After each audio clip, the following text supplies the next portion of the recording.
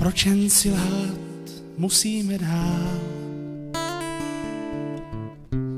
když hra už končí, končí, končí.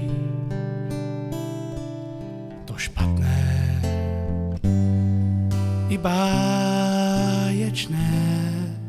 teď nezbývá nic, snad jen magazín.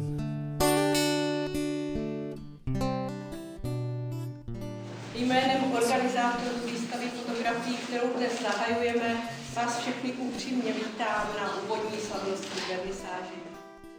Náš fotoklub by nebol tam, kde je teraz, práve bez vás, ľudí z Pavlovic, bez Danky, ktorá vlastne vytvorila projekt, kde sme sa mohli stretnúť. A toto nás úžasne v tom prvom momente obohatilo, keďže my sme boli skupina ľudí, ktorí do tej doby nikde spolu nechodili ani nemohli porovnávať svoju tvorbu.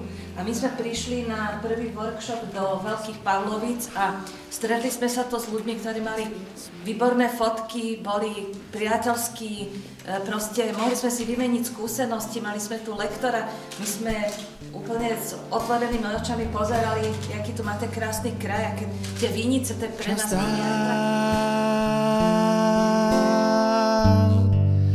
Si tepe na mých spáncích, z obrazů se dívá,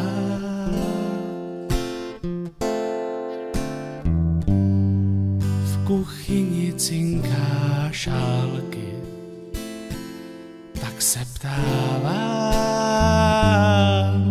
kam dál mám ještě jít. Už jsem si zvykl, jak na sacharin.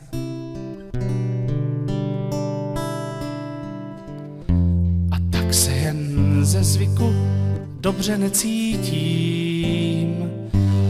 Po nocích, když myslím, že už tě opustím, tak zas